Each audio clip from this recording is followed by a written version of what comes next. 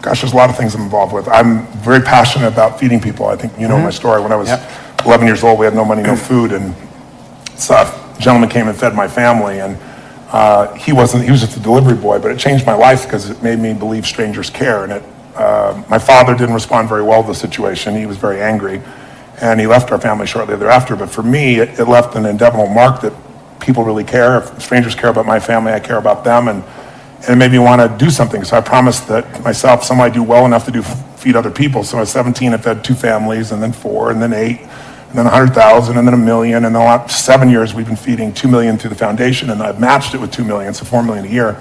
So I fed 42 million people in my life, and then I started working on this book 4 years ago. Thank you. But I started working on this book, and I interviewed 50 of the smartest financial people on the planet. People like John Paulson hadn't done an interview in 10 years, and I got one of the first ones with them, and Ray Dalio and people like that. And these are all people not from the Lucky Sperm Club. These are people that did it on their own. They built it from scratch. No one gave them a break. And I'm getting all these insights, and I'm watching Congress pass these laws where they change the budget and they cut food stamps, and I don't call it food stamps anymore, but that's basically what it is, by $8.2 billion. Which basically means every person who needs food in this country, who's not in the position anybody in this room's in, has to go without food 1 week a month for 12 months out of the year unless the private sector picks it up, which is their hope. And most of the private sector is really stressed. So I went to Feeding America and I said, what if I gave you all the profits of this book, all the money I'm getting, all the money I'll ever get, how many people could I feed? And they said 10 million people. And I said, I'm in. And then I got more excited and I added a bunch of money to it. So I added it to 50 million people. And then I said, I'll do matching funds to 100 million, which is the full place to go. Awesome. Thank you. Awesome. So I'll be focusing on 3 things. One is the X Prize. And Tony has been extraordinarily generous as a philanthropist. And a number of you in the room here who are members of our Innovation Board, thank you. For those of you who are part of that, some of our trustees in the room here. And the story there, again, I think you guys all know this, is my 9-year-old dream in myself was wanting to go into space and giving up on NASA being the way I was going to get to go there. And saying there's got to be some way, somewhere, somebody can build a spaceship that I can go on too. And organized a $10 million prize, and as my dear friend Dan Sullivan says, I didn't have the $10 million at the time, but had every faith that I would. It just took me 6 years to find it. And that $10 million prize launched a private spaceflight industry that Richard Branson is now commercializing, and a number of other teams are doing. But on the heels of that, we said this idea of asking the world, what do you want to solve? What is a problem that should be solved, that you think, it's a sin that it's not solved yet? And realizing that there's so much brilliance around the world, that a kid today has more power than the President of the United States did 20 years ago in terms of the computational power or the knowledge they have, and that it used to be only the kings and queens that could solve things in the past, and now it's any of us can solve something. And what we do is we work with the top philanthropists and corporations, in some cases governments, and put up these large prizes, $1 million or a few $1 million actually. Christian Cartaccini, who runs HeroX, a spin-out, does the smaller prizes. We're doing these $10 million, $20, $30 million prizes and saying, I don't care where you went to school, whatever you've done before, you solve this and you win. I'll just mention one that we did together. It was Tony Robbins, the DeVos family, and Elon Musk that funded a global learning X Prize. 250 million kids around the world, nearly 700 million women around the world can't read, write, or do arithmetic. And we put up a prize that said if you can build an app that can take a child where there's nothing, no schools, no adults, nothing, and take that child from illiteracy to basic reading, writing, and numeracy in 18 months, you win. 600 teams entered that competition. We're down to 200 delivering software. They'll be in Tanzania in about 14 months. And with that, and actually John Raymond's also one of our sponsors in that, that winning software will be open source to the world so that every device becomes a teacher. So that's X Prize, really excited about that. We're really focused on mapping the ocean floors. Thank you.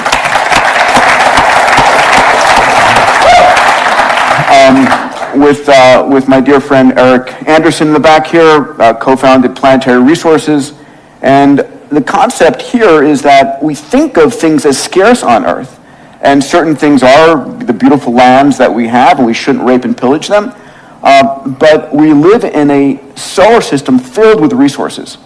And the concept here of planetary resources is we are using the most advanced technology, 3D printed spacecraft, AI on board, sensors that have never flown in orbit before, to go out to prospect near-Earth asteroids, which are rich in fuels, platinum group metals, construction materials. And those same spacecraft, when pointed down towards the Earth, we've just discovered, and we're really excited about this, can actually map and predict the yield of every acre of cropland on planet Earth and really help us feed the planet much more efficiently. So we just launched our first spacecraft. Next one goes up in the first quarter. The last one, which is sort of like, I think relevant to all of us, is the idea that we can all live 30 or 40 more healthy years in our life. And to Dan's point earlier about, living to 95, but not 95, living to 195, whatever it might be. We're at a moment in time where we have to realize the software that runs our body, our genome, what happens to you isn't happenstance. It isn't like, oh my God, I happen to come down with that. That, your destiny is in your genes. It's also in the environment, all those kinds of things, but, and this is Tony's one of our investors. We created a company called Human Longevity. Craig Venter, who sequenced the first human genome, and Bob Hurry and I founded it together, and it's built the world's largest genome sequencing facility on the planet. We've sequenced more human genomes than the rest of the world combined. And not just the genome, your microbiome, a full body MRI, 2,300 chemicals in your bloodstream, the most massive data set about you. We mine that data to actually help you understand what is going on. It's the most complete information data set in the world. And we've also, just a few of you in the audience here I know are benefiting from this in our health nucleus. We're now actually sequencing cancers to help you know what drug specifically works for you in your cancer, not just for everybody who happens to have that generic cancer. So that's a big one. I think that's something that's going to impact all of us is, making 100 years old and you 60, right? You'll get younger. That's it. Awesome. What are the biggest trade-offs that both of you consider maybe negative in order to do what it is you do? Because you're both, incredibly driven, what I would consider insane schedules, but at the same time, you're making massive contributions to humanity. So what are the trade-offs that you would consider like, we work our asses off, we do a lot of stuff, but this is what we had to sacrifice in order to do it? If you think of it that way. I think if you think of it as a sacrifice, then you're going to build frustration or resentment. I really don't. If you think it's a sacrifice, you shouldn't do it. I think the challenge is that most people have this illusion about life-work balance. And I think that's if you're going to accomplish anything, it's what people are laughing because right? What's true is life-work integration. So I was just in 7 countries, 21 days, but who's with me is my family, who's with me is my friends, and I've done well enough to have a plane and bedrooms and all that kind of cool stuff makes it, but when I didn't, we huffed it together, and beginning days it was coach and dragging ourselves around, but I thought it was great for my kids to have schooling, but I thought an education was more valuable, and traveling the earth was a part of that. But we're in the middle of this crazy schedule, but it's not work, it's a mission. When it's work, it's that. I always ask people, I said, how would you describe what you do? And people, I say, is it work, is it career, or is it mission? And most people, of course, say it's work, and that's exactly what it is. It's heavy. If it's your career, it gives you something more. If it's your mission, it doesn't wear you out. It brings energy to you. It's fulfilling. And if you can tie your mission in with the people that you love, it's pretty cool. There's some people in this room that are my friends. I see Dean here in the front row here, and it's like we're all on this mission, and we find time to connect and be with each other and have a blast with each other, but we're sharing about things that matter. I'm not a person to go to a party and go in the corner and chit chat. It's like, you want to talk about something deep? Let's rock. You don't?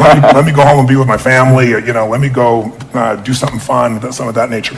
If you can combine your mission with your family, combine your mission with some of your friends, then you're going to accomplish 1,000,000 times more. But if you think it's a sacrifice, don't do it, because then all you're doing is you're going to have resentment later on or frustration later on, and then you really aren't contributing because you're trading off. You're not giving. No. Great.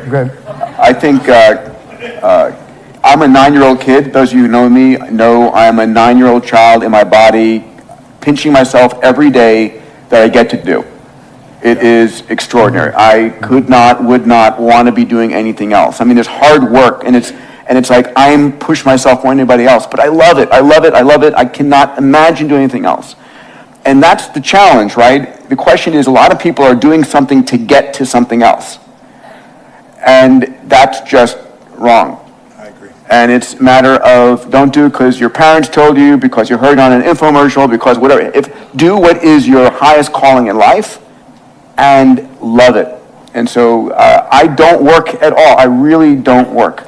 You know, Dan has told me to get rid of it, and so I get rid of it. Well, you know, I mean, this room is filled with some very high achievers. And obviously what I wanted to derive from you guys is just some insights, some how-tos, some what it is you do to just give them, you know, perspective and stuff. And I carefully chose some questions. And this one is, you're both masters at achieving what most people consider impossible. And I mean, really, like what you guys do, most people consider absolutely impossible. So when something is considered quote unquote impossible, how do you reframe it so it becomes possible in your mind? And how much of that is mindset? Well, I think impossible is not a fact, it's an opinion. When someone tells me it's impossible, I always just look at them. Anybody around me knows that they can't do that. So that's part of it. But if they didn't know me, it's your opinion. Then they'll say, no, science shows. And I say, yeah, and how many times has science showed something's impossible? Now science shows it's possible. Things are impossible until somebody does it. And so I find that, you know, most of your business people, you look at businesses and what does it take to make a business grow? It's not impossible to make a business grow. A business has been shrinking for a long time, or it's been stuck. The real problem is always, the chokehold is always the psychology and the skills of the leader. Always. And 80% of that is psychology and 20% is the mechanics. Like if you don't know how to read your financials and you're trying to fly the plane of your company, I mean, come on. You know, if all you do is go down, you look at profit and loss and you see what it is and you have a beer, either way, you either celebrate or you get depressed, you know, something, you know, you're going to be in trouble, right? But if you have the skill sets, that's one thing. But you can get any skill set if you have the psychology. And anytime a business is not growing, it is not because it's impossible. It's because they aren't innovating, and they're not innovating because they're believing it's impossible. I mean, if we all know what does it take to transform, and obviously help people, it takes 3 things to create a breakthrough in anything, in your personal life, in your business, anywhere. You need a strategy. But that's not the first place you should look, and it's the first place all of us look. Me too. It's our inherent thing. You want to lose weight? Well, how do I do it? I want to grow my business? How do I do it? It's instinctive. We've been trained to think that way. But the problem is the how-to is usually not that complex. I mean, come on. 70% of America is 75% of America now is overweight. Is that because it's so complex how to be fit and strong? Right? You know, only the 1% know the answers. They hide it from you. You have to work your ass off to not hear what it takes, right? And so, you know, I remember I went to a TED Med Center and I watched about 12 doctors, one after another, get up and do these stories about how we could just get patients to take their medications and try to figure out the whole thing. And I was just looking and going, you're all talking about strategy and you've forgotten psychology. Because strategy is wonderful. I'm a strategist. Spent my whole life figuring out strategies. As we both know, a strategy could save you a decade, right? In business, strategy could save you, you know, it could make the difference between success and failure. But most people have strategies available, or they could get them, or you could create them. But the problem is you got a story. And your story is why it isn't working. And the story is, I've tried what? Everything. If you tried everything, you'd be fit, right? If you tried everything, you'd be profitable. If you tried everything, you'd be there. But people say it, you know, I'm big bone. That's what I used to say. I'm still big bone, but I'm 38 pounds lighter than I was 25 years ago, and I've never gained it back, right? When I was big bone, that was my story. All the good ones are gone. That's why I'm not in a relationship. Or they're gay and I'm not, or I'm gay and they are, or whatever the story is. There's always a story. And what I tell people is, you know, if you can just divorce the story of your limitation and marry the truth of your unlimited capacity, then the whole game changes. But it's hard to do that because when you're in your story, you don't even realize it. So you need a third piece for breakthrough, and that's really what my life's about, which is changing people's states. Because in a different state, we're different people. You know, can mean people be nice? Yes or no? Yes or no? Of course they are, when they're in a nice state. Can nice people be mean? Sure, to get a mean state. So really learning to train yourself to be in an ideal state where the best of you comes out for yourself, for your family, for your mission, for your world, for your coworkers. To me, that's one of the most important decisions in life to make. You ask me, out of all the people I've met, all the things I've seen, you know, what creates a magnificent life? You know, everybody has goals and dreams that are different. Some people want picket fence. Some want to make $1 billion. Some, want to have this huge breakthrough in technology. Some people want to write beautiful poetry. Whatever is right for people is what I want them for themselves. I don't want them to be like me or you or anybody else. I want them to have their dream. But to have it, you need 2 skills. You need, number 1, to have the science of achievement. It's a science. You have to know how to take your vision and make it real. And most of the people in this room have already figured that out. And this guy sure as hell has, and you have, and I have. So most of us know, and we can all refine our skills in that area. But we know how to take what we dream about, make it real. And if you don't, you can learn from somebody who does. The simplest thing is get crazily hungry for something. We all know when you get so hungry, so desirous, your brain starts coming up with answers. And then it's massive action, but effective execution, which is all modeling, which is, I assume, what this is about. Find the best example, compress the time. Let someone else take 20 years to figure it out. You do it in 2 weeks or 2 months or whatever the period is. We should all be standing on the shoulders of the people around us instead of reinventing the wheel. And then there's this thing called grace. If you work your ass off, you're totally focused, you're trying to serve something larger than yourself, and you really are executing what works, you need a little grace. You might want to call it luck if you prefer, God, the universe, but it's there. And we can all achieve. But I think the more important skill, if you ask me, is to have an extraordinary life is the art of fulfillment. And it's an art. It's not a science. Because there's a science to making money. I don't care who you are. If you do certain things, you're going to have too much financial stress. You do other things, you're going to have an abundance. There's a science. There's a science to your body. Everyone here is biochemically different genome, but there's certain fundamental patterns that if you and I follow them, you're going to have tons of energy, you're going to feel good. If you break them, you're going to pay the price and have low energy or disease. But fulfillment is an art. What's going to fulfill you is different than the other person next to you. You're not going to learn that from anybody else. And you got to find it, because success without fulfillment is the ultimate failure. And I get those phone calls all the time for the multi-billionaire entrepreneur or politician or business person or a person just won their Academy Award and they're depressed and they can't tell anybody because they got all their goals, but they're not fulfilled because they really don't have that sense of meaning in their life. They went for something and they got it. They achieved. And if you doubt this, what I'm saying is relevant to you or us or anyone, just think about a month ago, we lost what I consider to be a national treasure, Robin Williams. How many of you loved Robin Williams? Look around the room, keep your hands up, look. And most of you didn't know him. Almost every. And where you go in the world, people love Robin Williams. By the way, was he great at achievement? Oh my God, that guy, he said he wanted to become a great comedian. He did that. I want to make the world laugh. He did. I want to make my own TV show. He did. I want to have the #1 TV show. He did it. I want to make movies. He did it. I want an Academy Award for not being funny. Not his skill set, drama, and he did it. I want a beautiful family, and he did it. And then he hung himself. Make everybody happy but yourself. Not a good plan. So if I had a gift to give you, it would be maybe make a different decision. And the decision is that no matter what happens in your life, you're going to live in a beautiful state. A beautiful state. And that could be happy, that could be grateful, that could be being generous. Those are all beautiful states, aren't they? It could be curious. It could be fun, it could be playful. You're not limited to one state, but it's different than suffering. And most people's suffering, and all suffering I've ever seen, I've traveled to 100 countries, I've dealt with presidents of countries and, presidents of businesses, CEOs, I've dealt with people in prison, I've dealt with, you name it, average people. Suffering always comes because you're obsessed about something related to you. You can only be depressed if you're focusing on yourself. You say, no, I'm depressed because it's my kids and they're not doing well. No, you're depressed because you feel you failed your kids. It's about you. It's about how you think what you should have done or shouldn't have done or what someone did to you or didn't do to you in the past or the future, which don't even exist. So I have a simple goal. My goal is help people make a decision that says, I don't know what's going to happen. You might get a divorce, even though you don't think so. You might find a member of your family with cancer. You might have your house get burned down or have a tornado go by, and if you live in the same place, it happens every 2 years and you move back, we should talk, but some people seem to do that for some reason. You can't control those things. I can't control those things. I don't want those to happen to you or anybody I love or anybody who's even a stranger to me, but they're going to happen. True?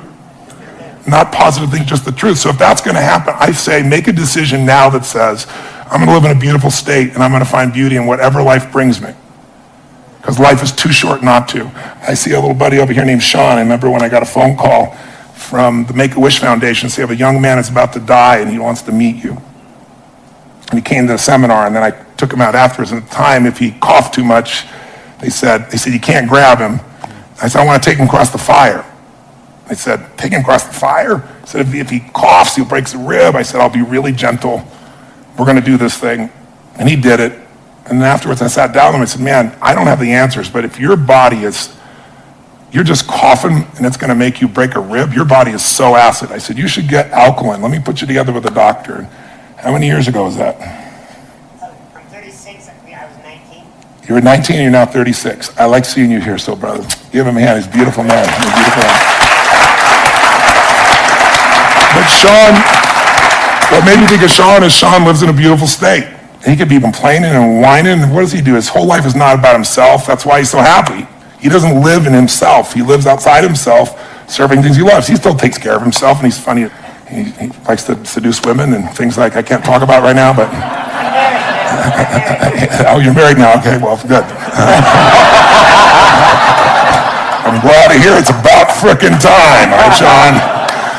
It's good to see you grew up. Now, the bottom line is this young man over here who now is at a different stage of life, he's always been who he is. I think he lived because he lived for more than himself. I'm sure he felt pain, but we only suffer when we think about what's being done to us or what people are going to think or what they should have done or hadn't done, and you can't control that stuff anyway. I mean, why be pissed when people are going to do it? Are people going to be mean? Yes or no? Are people going to be unfair and unjust? Yes or no? Are people going to be beautiful and generous? Yes or no? You just never know when that's going to happen, so might as well enjoy yourself along the way. And I suggest today, if you want, if there's any gift I came by to give you, it's to tell you what you know already, but get you to make a decision about it. To actually decide, I'm going to live in a beautiful state. That doesn't mean I don't get angry or tired. Or, suffering arises and you end it the moment you go, I'm thinking about me. If I do this, I'll always be suffering. The human mind is always looking for what's wrong. The human brain is not designed to make you happy. It's designed to make you survive. Happiness, that's your job. And you only get it if you draw a line in the sand. That's how it's going to be. And I can tell you the few people that do it, I know a few people that have done it, they have magnificent lives. And when you're in a beautiful state, the best ideas come in. This man lives in a beautiful state. Every time I talk to him, I love seeing Peter. Peter's just always on fire about something. But notice, he's doing unbelievably well. There's nothing wrong with that. But almost everything he's doing is about more than himself, and so that's why he feels so alive. He's not suffering an ounce. He's in ecstasy. He's not lucky. He's living life a certain way. It's a beautiful way. I'm honored to have you as a friend. Thank you, brother. How many met this man before and he was in a wonderful state? Let me show your hands. I don't think I've ever seen him not in a wonderful state. I've seen him have some painful, challenging places, but he doesn't stay there. And look what he's able to create because of it. He is a 9-year-old boy who's on fire. He's on fire to light the world on fire with what's possible. It's a beautiful thing. I honor you. So the contribution I'll make, thank you, Tony. And I think it was about impossible and mindset and so forth. Yeah. Is the reality is there is very little that's impossible, period. It just is. And your mindset, as soon as you say something is impossible, then you shut down every possibility for solving it, right? And we all know this. And the challenge is that it's really hard not to be in that state because we get thrown stuff all the time. And what I want to share with you is an experiment, which is to say, okay, not only how do I make it possible, but how do I actually go 10 times bigger? And you've heard me speak about this, moonshot thinking, bold thinking, whatever the case, whatever terminology you want to give it. And most of us in our life are trying to make a 10% improvement. And we know this. I'm trying to increase my revenues by 10%. I'm trying to reduce my sales by 10%, save 10% more of the lands out there, whatever it truly is. We all have this sort of beaten into us by life and by the rest of the universe that you can make these small incremental improvements. But the fact of the matter is that there are those in the world that go 10 times bigger. And every one of us can be that. And as soon as you say, I want to not only solve this thing, but go 10 times bigger in my work, in the things, and can I say this, in something that you're truly passionate about, not just about earning a little bit more money. I mean, it really should be in something that you care truly about, that is bigger than yourself, that is impacting the world. As soon as you try and go 10 times bigger, 3 magical things happen. Number 1, even if you have no idea how to solve it, no idea how to get there, you'll be amazed at what you come up with. And what's interesting is our legacy, our past, anchors us to where we are today.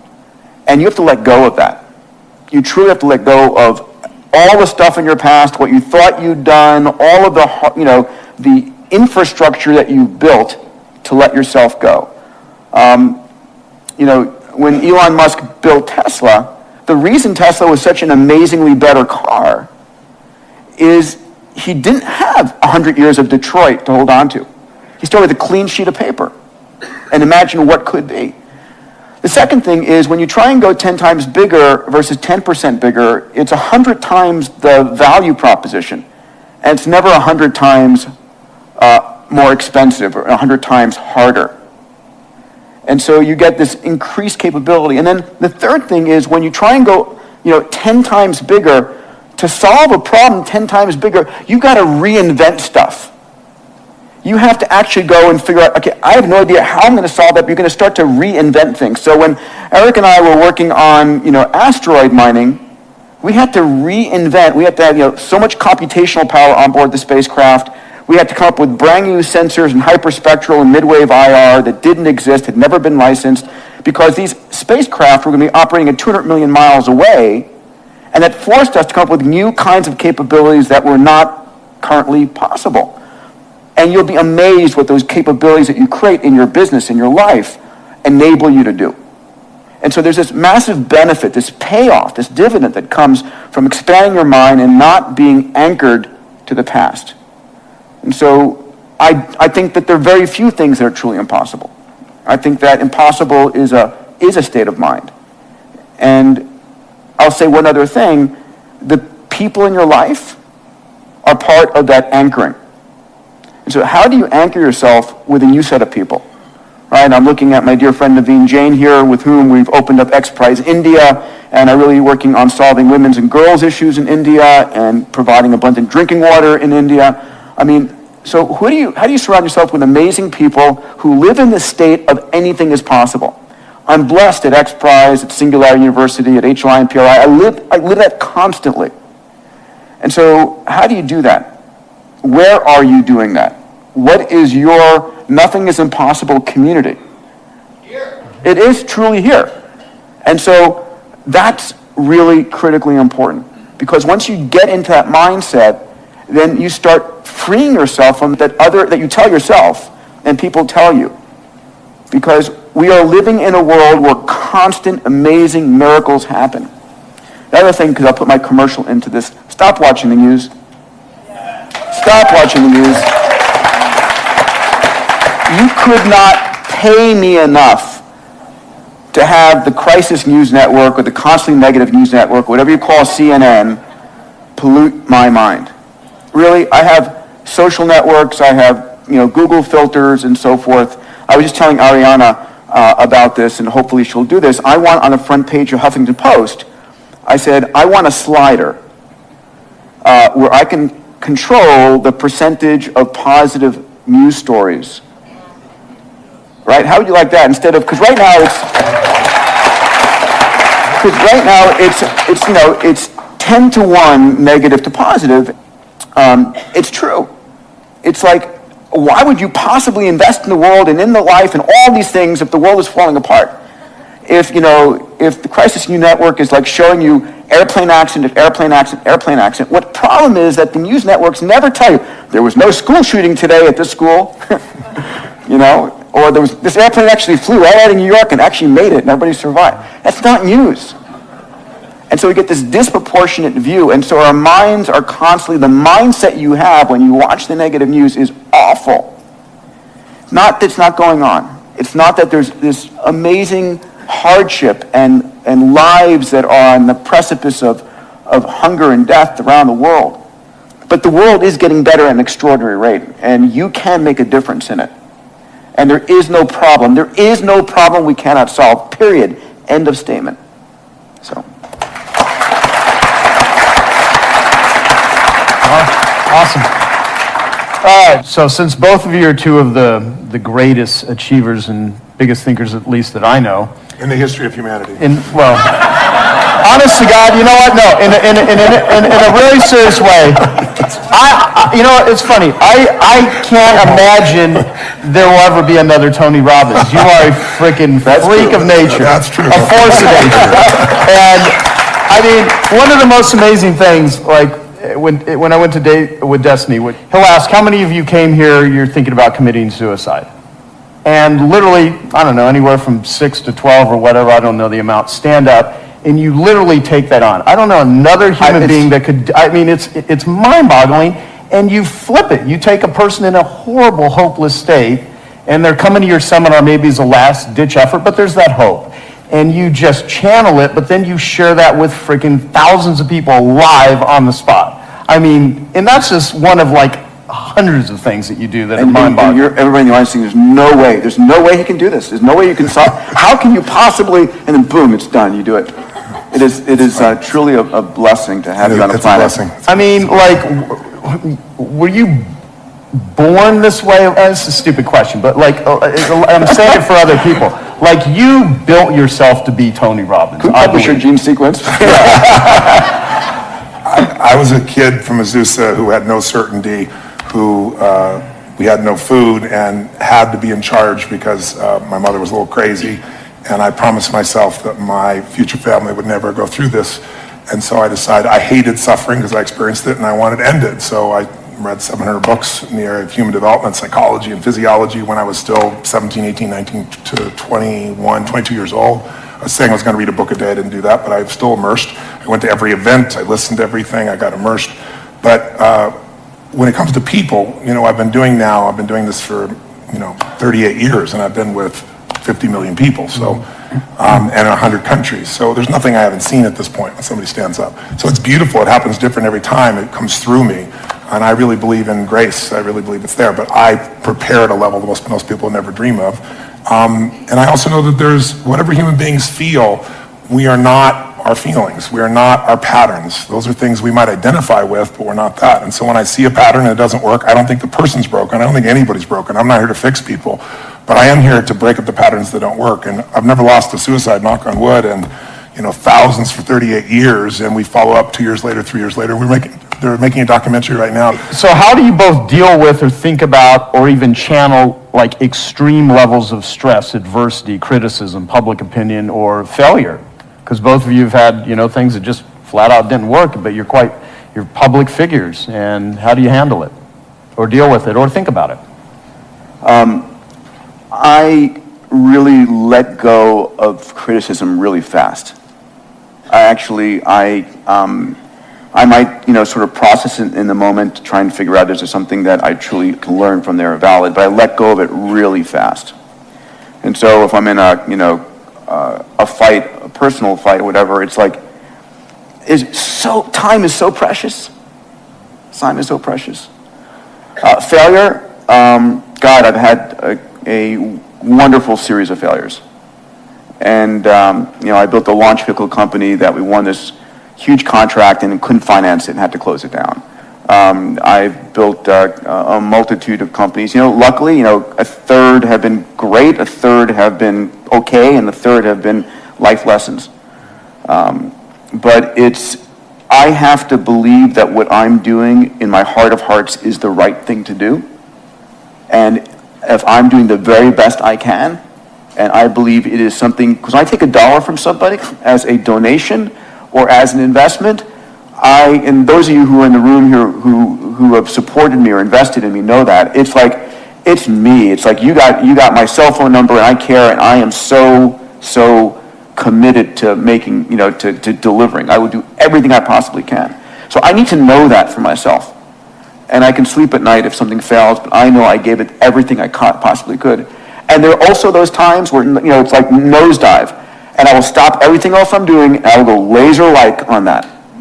100%, 24 hours a day, 7 days a week, and I will do everything humanly possible. And it takes that a lot of times. It absolutely takes that a lot of times. So, that's for me. Awesome, thank you. I would say, I love to light people up. Since I was a little kid, I love to light people up. And so early on, I want to make everybody happy all the time. And then I come in this package, I was 5'1", and then next thing I know, I'm 6'7". I grew 10 inches in a year because I had a tumor in my brain. And I didn't even know it. and I grew, so I'm big, and I'm, quiet and unassuming. I have a hard time expressing my true feelings, so it makes it difficult for people to understand what I'm really like. No, I'm fairly loud and intense, and what happened for me in the beginning is I was trying to make everybody happy all the time, and then I just began to realize not everybody wants to be happy. And gradually I began to realize opinions are a dime a dozen, but impact is all that matters to me. So when you've had the impact, and you don't need anybody else to tell you, and you don't need somebody else to acknowledge you, put stars on your chart. When you do what's right, you know it. And no one can take that from you. They can take away anything you have, but they can't take away who you become. And you become something unique when you find a way to grow and you find a way to give.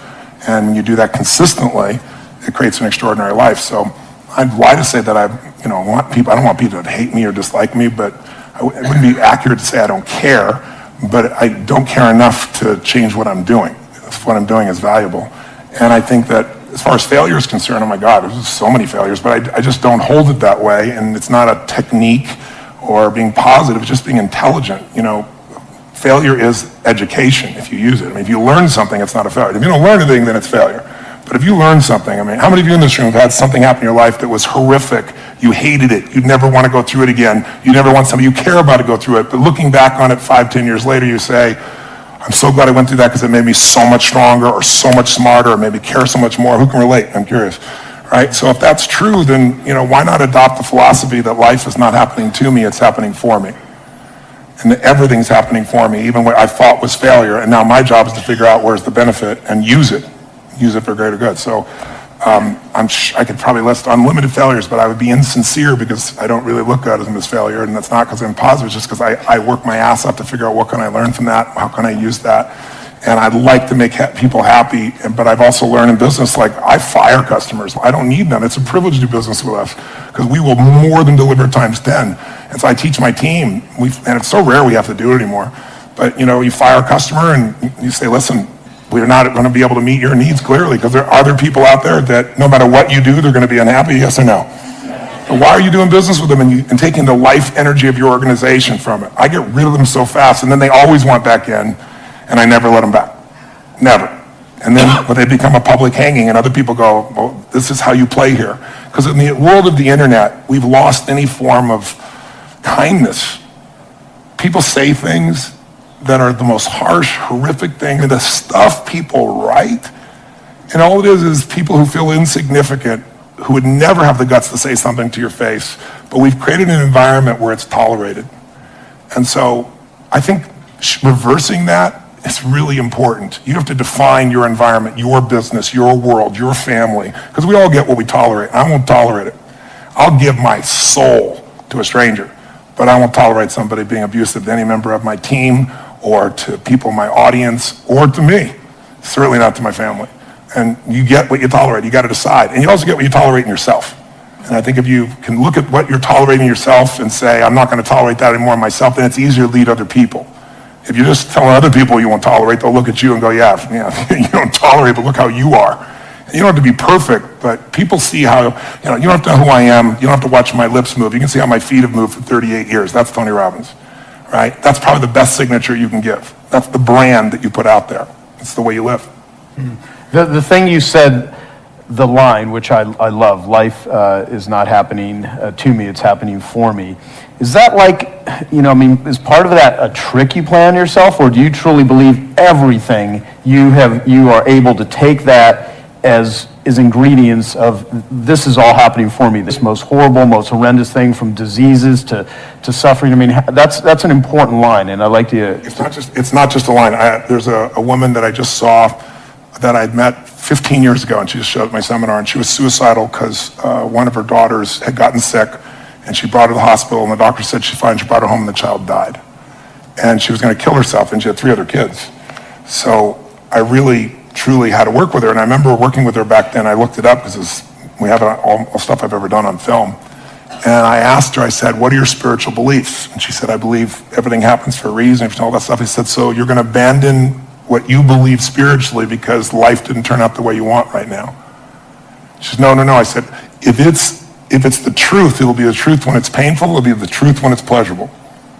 So I would lie to you to say, I jump up and go, this is happening for me right now. I don't do that. I think, what the hell's happening? Why? And then I catch myself and I go, there's some good in this. And my core belief, my real core belief underneath that is, everything I've ever been able to help people with is because I've faced some portion of it. If I, have to face a divorce, I decided I needed to go through a divorce and I didn't want to. No one takes you to pick your partner after 14 years. It was the most horrific thing in the world, but I thought, if I can figure out how to do this elegantly, intelligently, lovingly, no matter what the other party's like, then I can help anybody else. If I've had several businesses over the decades that were, near the verge of bankruptcy. I had a resort in Fiji and there was a coup, it's kind of inconvenient, and I'm losing $1 million a month, and it's like, and I didn't have $1 million a month to be losing at that time, just I wanted to create this great place for people. But it's like, in the midst of all those elements, I'd come back and say, if I can figure this out, I can help any other business. So almost all my skills have come because of something I had to solve in me or help someone else solve. And my view is, if I can figure it out for me, I can help millions of people. And so that makes the problem inspiring, as opposed to the problem being, why did it happen to me? Because we're all going to experience problems. I mean, the only thing that we all have in common is everyone here is going to experience severe pain.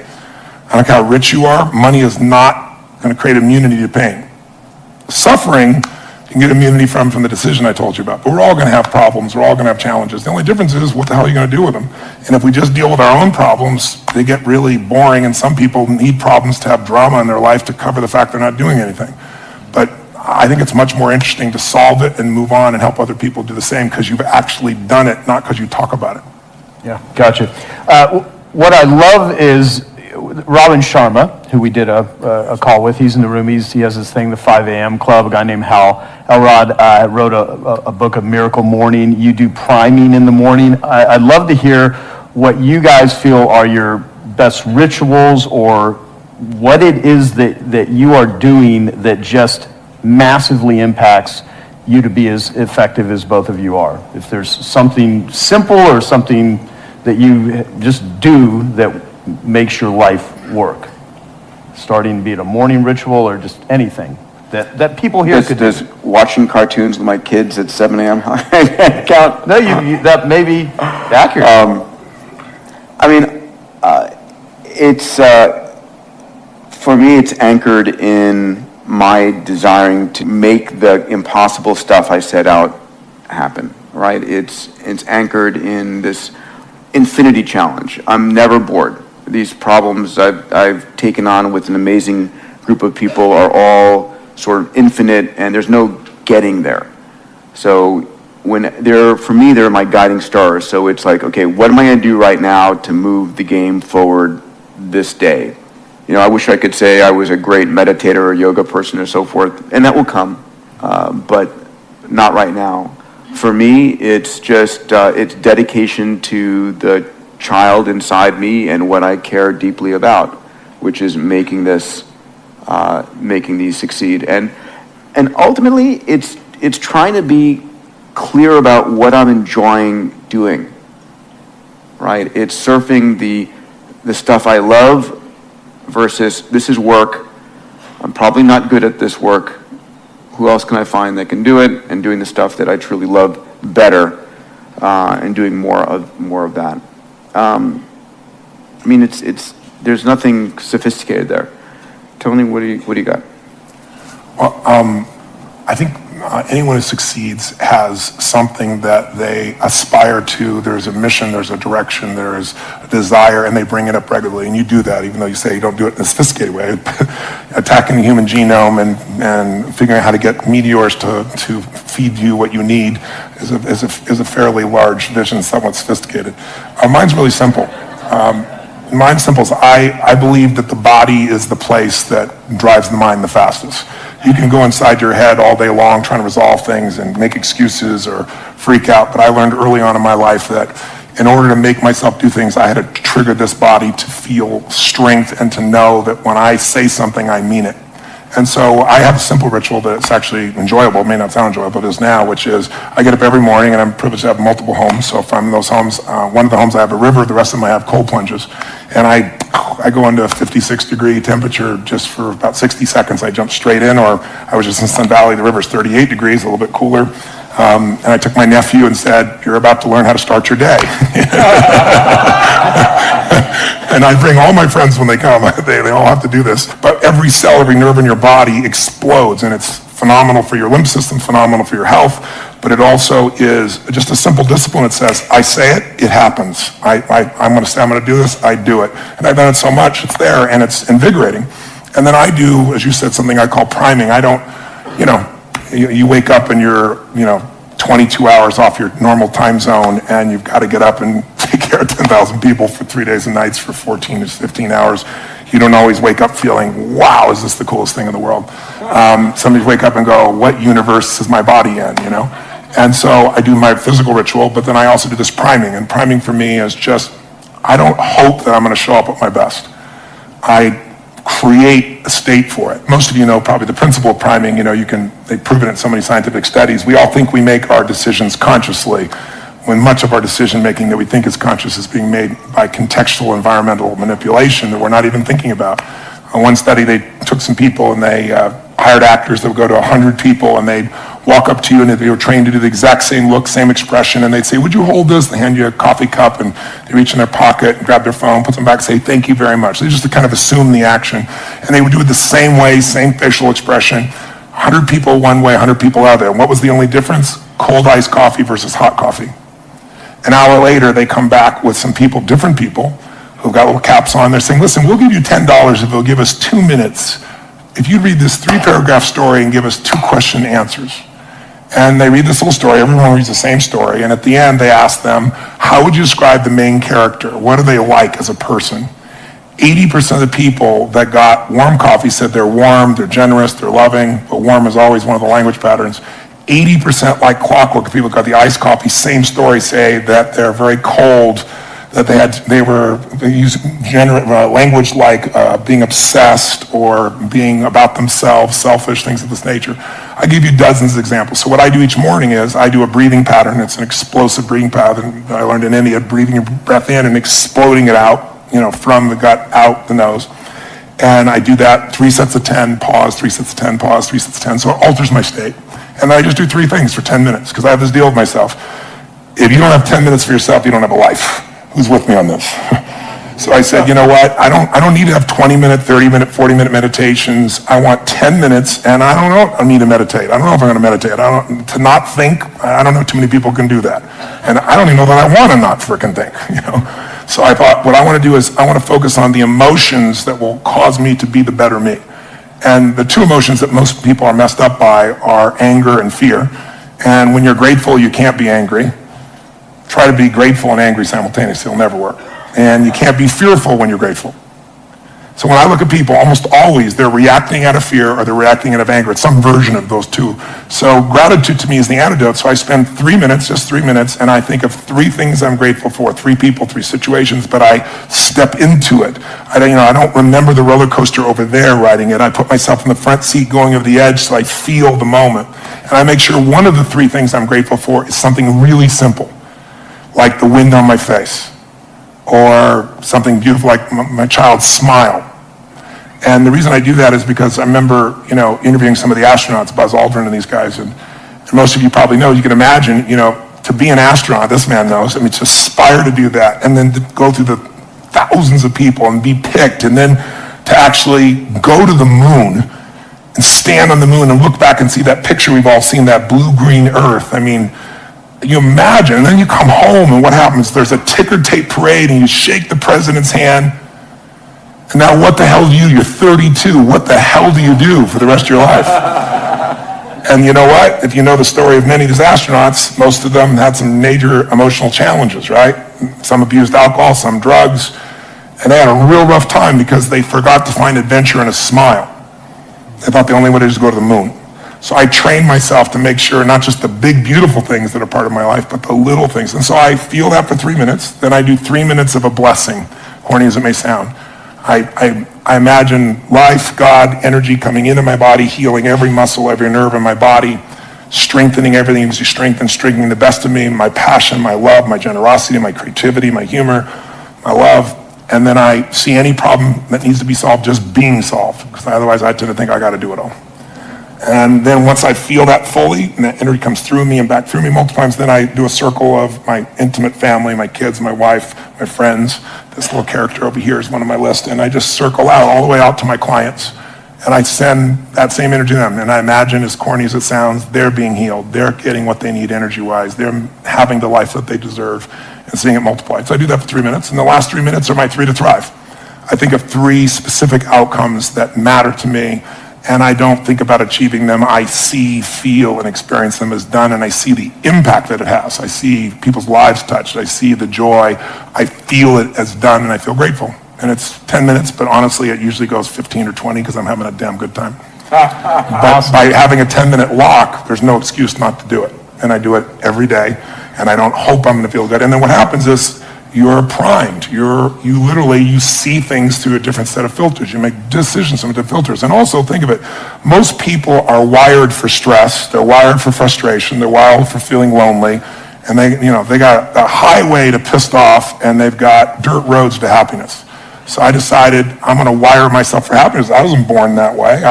My view is I had to change the whole earth to be happy. Today, that's different for me. Now I can just wake up and be happy because I've wired myself in a different way, neurologically. And then I show other people how to do this as well. You guys are awesome. I really, really appreciate you both coming to this and taking it. Thank you so much. Thank you.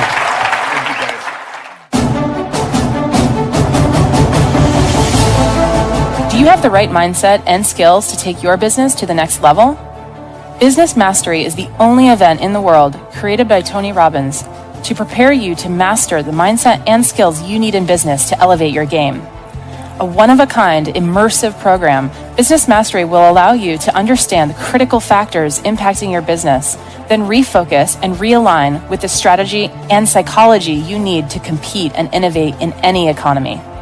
Remember, business success is 80% psychology and 20% mechanics.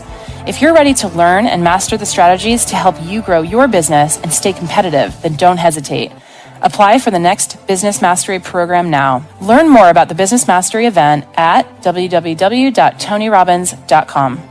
The Tony Robbins podcast is directed by Tony Robbins, hosted by Anna York, and produced by Carrie Song. Brooks Loro is our digital editor. Tyler Culbertson is our media coordinator. Special thanks to Diane Adcock for her creative review. Our website is tonyrobbins.com/podcast, where you can listen to all of our episodes, read articles, and learn more about upcoming events. Copyright Robbins Research International.